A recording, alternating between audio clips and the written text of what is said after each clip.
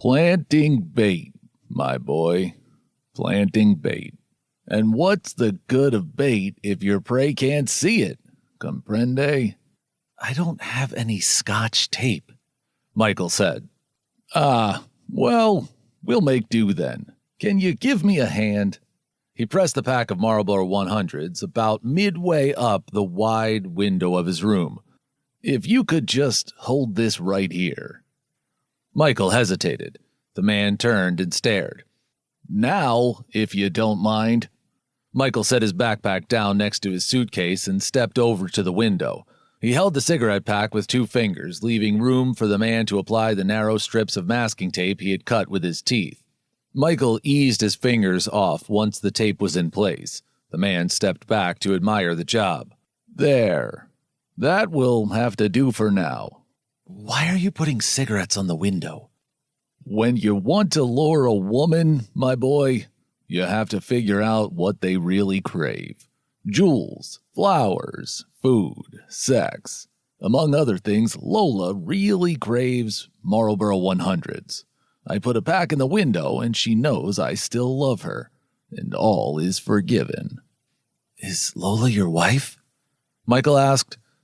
I'm talking about love here, not indentured servitude.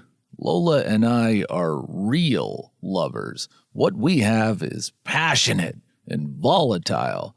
D.H. Lawrence love, Madame Bovary love, epic, heartbreaking, face down dead in the snow love, sexy and tragic, the way God intended love to be.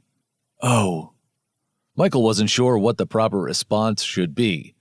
Have you ever been in love? No. Maybe. I think so. The image of Dawn coming out of the shower in sorority house slasher flashed in his mind. And what's her name? The man asked, setting the tape down on the windowsill and pulling a cigarette out of his own pack. Dawn, Michael said. Lovely moniker. And what does she crave? Images of Dawn taking her final bloody bow in a dozen cheap slasher flicks ran like a highlight reel across the movie screen in Michael's mind. Death, I think. She really seems to love death. The man smiled and lit the cigarette with a chrome Zippo. He inhaled and let the words flow out with the smoke. Swooning and sickbeds. Dark night of the soul stuff. The orgasm is a little glimpse of death, don't you think? That magical moment where we come unshackled from the tentacles of this mundane life and soar. He looked at Michael.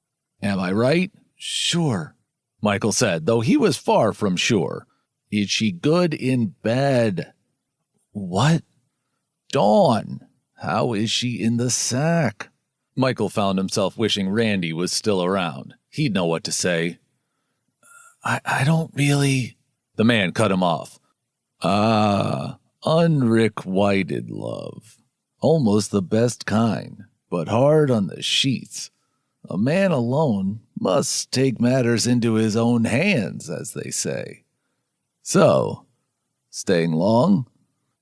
Just a day or so, Michael said, happy to move on to other topics. Heading out to meet her, just working out the details. Just give me a minute. The man disappeared into his room. A few seconds later, he was back. If you indeed snare your lady love, you'll need a few of these. He flicked a small foil packet in Michael's direction. Michael tried to catch the spinning UFO but missed. When he bent to pick it up, he could see the packet had a brand name, Trojan. Michael looked closely, turning it in his hand. That part in the Bible, be fruitful and multiply, it's an advertising slogan for a product you can never return. You can't get your money back, and there's no allowance for buyer's remorse. Listen carefully now. That thin plastic membrane is all that stands between you and a life sentence without parole. The name's Riley. Kavanaugh Riley. You free later for dinner?